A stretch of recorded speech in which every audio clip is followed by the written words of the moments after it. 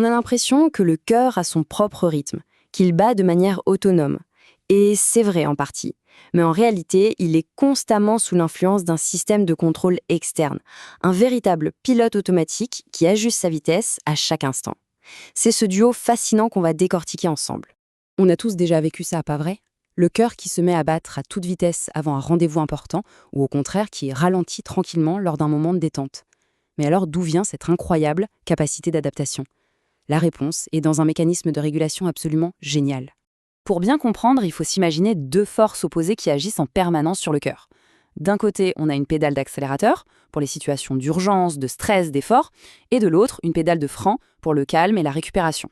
C'est cette image, cette métaphore qui va nous servir de fil rouge. Alors, allons-y, plongeons au cœur du sujet. Avant même de parler de frein ou d'accélérateur, il y a un truc essentiel à savoir.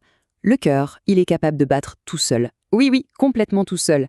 Il possède son propre métronome interne, totalement indépendant de toute commande extérieure.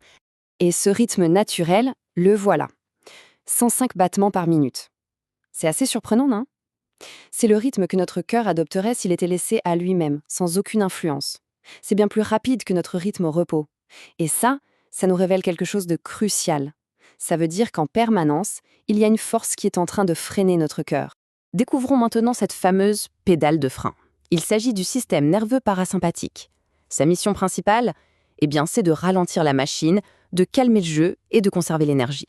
Son petit nom, c'est le système cardio-modérateur. Pour agir, il utilise un messager chimique, l'acétylcholine.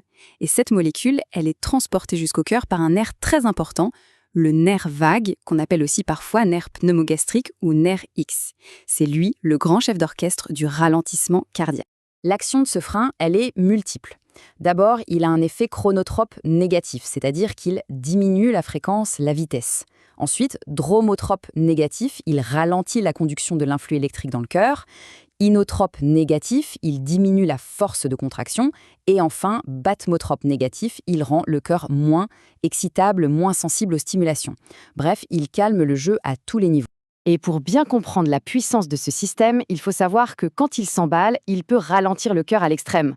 C'est exactement ce qui se passe lors d'une syncope vagale, le fameux malaise vagal. Le frein est tellement puissant qu'il provoque un évanouissement. Ça montre bien à quel point ce système est influent. Bon, on a vu le frein, passons maintenant à la force opposée, celle qui nous prépare à l'action. Voici la pédale d'accélérateur de notre corps, le système nerveux sympathique. C'est lui qui gère le mode combat ou fuite. Son rôle, comme son nom l'indique, c'est d'accélérer la cadence quand le corps a besoin de plus d'oxygène, de plus d'énergie. Et pour ça, il utilise un autre messager chimique, la noradrénaline. C'est elle, le carburant, qui met le cœur en surrégime. Et quand on met les deux systèmes face à face, c'est frappant. L'opposition est totale, c'est un véritable miroir. Là où le frein ralentit, l'accélérateur pousse. Il augmente la vitesse, la conduction, la force de contraction et l'excitabilité du cœur. C'est cet équilibre parfait entre ces deux forces opposées qui nous permet de nous adapter en permanence. Alors, comment est-ce que ces deux systèmes travaillent ensemble au quotidien?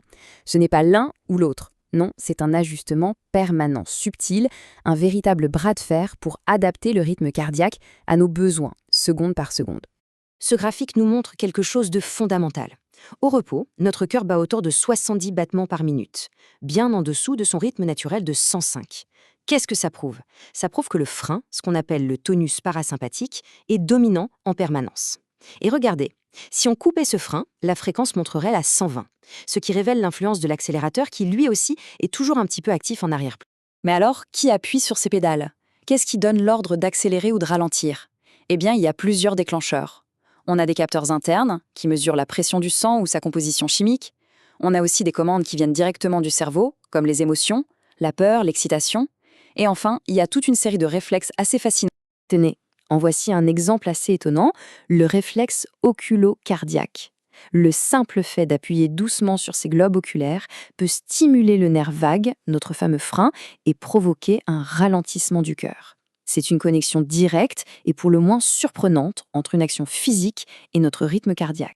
Toute cette connaissance, évidemment, elle n'est pas que théorique. Elle a des applications très concrètes en médecine. Comprendre ce système de contrôle, ça permet de développer des médicaments pour le réguler quand il se dérègle. Et c'est là que tout s'éclaire.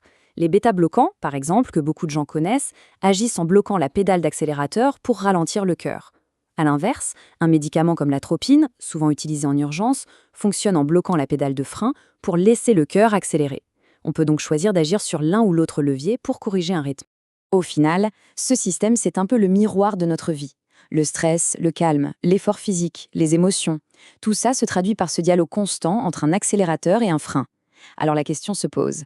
Aujourd'hui, à cet instant même, lequel des deux a le plus d'influence sur notre propre rythme intérieur ?